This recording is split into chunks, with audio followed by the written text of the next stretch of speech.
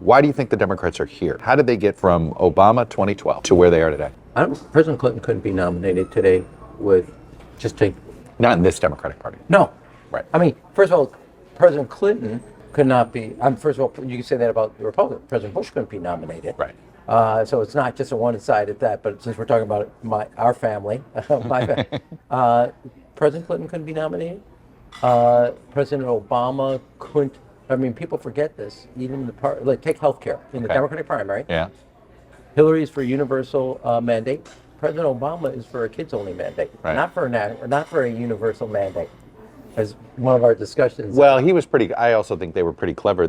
Or not, which is the pledge was to do it. They didn't pledge necessarily how they were going to do it. Yeah. Which is smart in a campaign. Give yourself flexibility. Not to get too far because I want to answer your question, but in one of our darker moments around healthcare, I said, is there a reason you decided to do Hillary Clinton and Governor Romney's healthcare, not your own?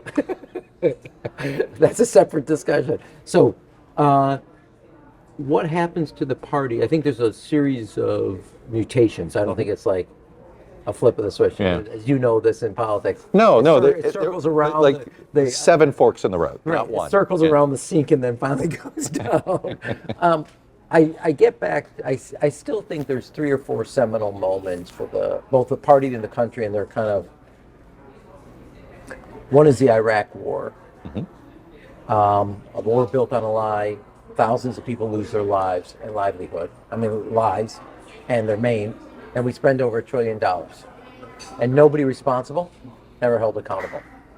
Same thing in loss of trust. Same thing with same thing with the financial. I always loved quoting you all the time when you were a skeptic of doing healthcare next. You wanted it, as you called it, Old Testament judgment. Yes. Bring them out. And it never happened. Bring them out to the cell phone and get the cameras on. Tell you, I want it live at 10 and slap them right across. All the credit default, all the bankers. All the bankers who gave you the liar loans for the homes. You sound like Steve Bannon.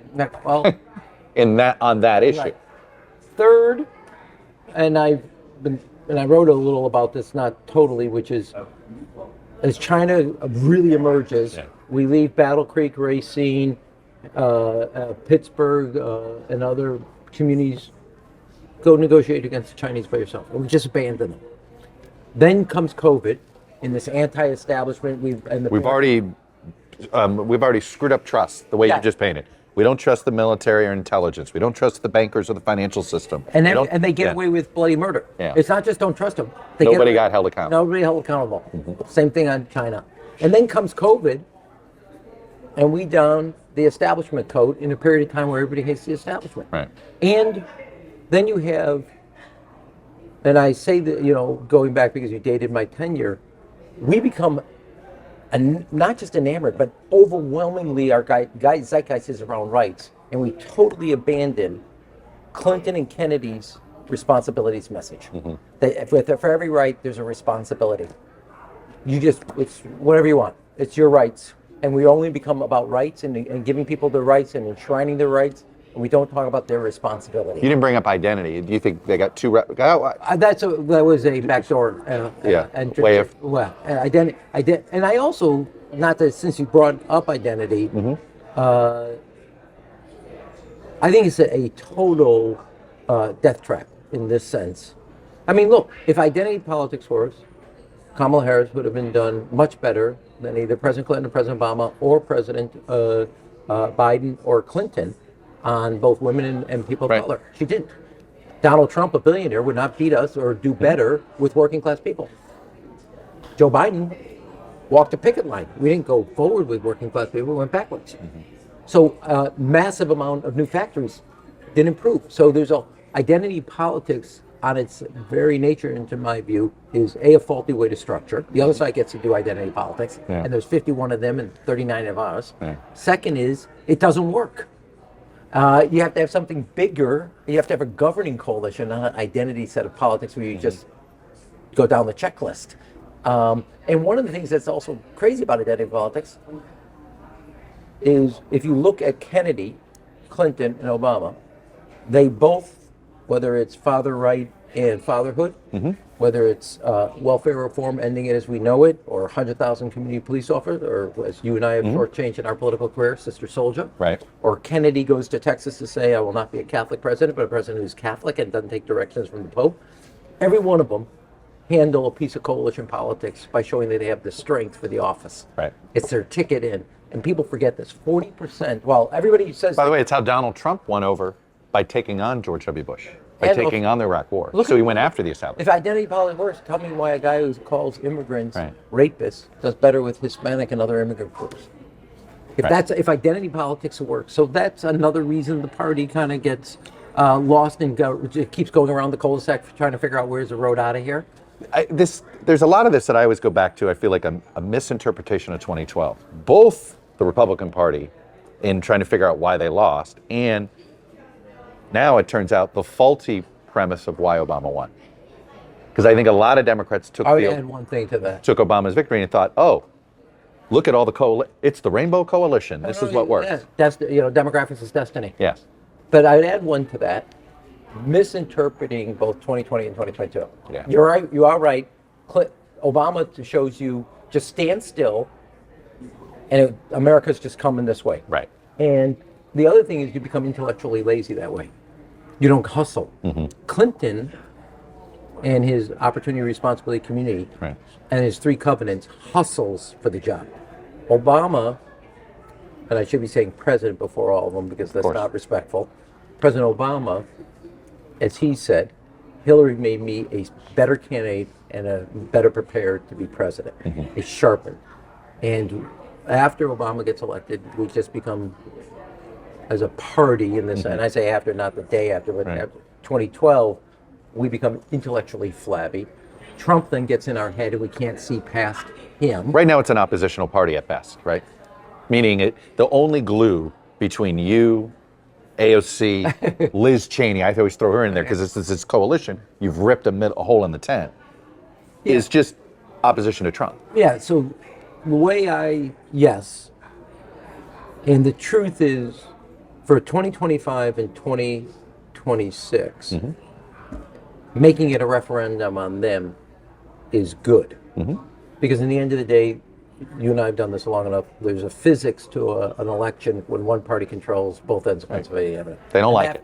Well, they don't like it is opposition is energized, and we've seen that since 2024 in specials and in primaries. It's almost the exact same 2 to pattern as 1, 2017. Yeah. It's the same pattern in 2018, 2014, 2010, 2005. 2006, Yeah, right. 1994. Right. Same pattern exists. Right. Independents are 2 to 1 already breaking Democratic, and the incumbent party is slightly deflated.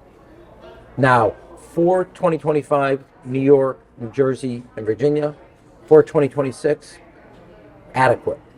Not great, but adequate to be the opposition and say it's their fault. Right. In 2028, that election is a choice, not a referendum. Right. And if we don't, and part of what I'm been writing about and talking about, at least in the Washington Post, my columns on education, national service, China, is thinking through, or national industrial policy, an agenda, and the core piece of this is middle class economics and middle class values. To me, that's the core of the roadmap to majority.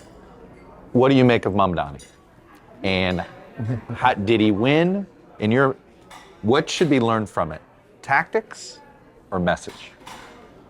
Yes and no, and yes and no. Okay. Yeah. Explain.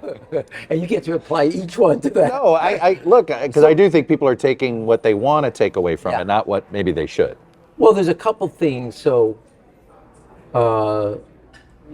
if you didn't step away but you stepped in, you would say it was like a perfect storm. Flawed challenger, Yeah. Andrew Cuomo, Eric Adams flawed. Right, unpopular incumbent establishment, whatever you want to call it. Yeah. De facto incumbent. The thing that he does is not TikTok, and it's not his affordability message fuses with change. They become heads and tails of the same thing. So, yes, he knew the tactics, and he was sharp and cool and TikTok, and he got it down.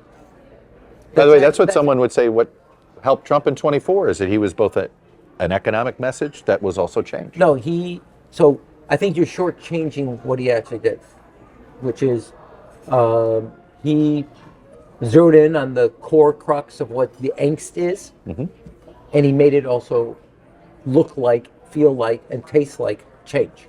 So I give him 100% credit. Now, I somewhat look at the demographics, and this is just me being a smart ass, okay?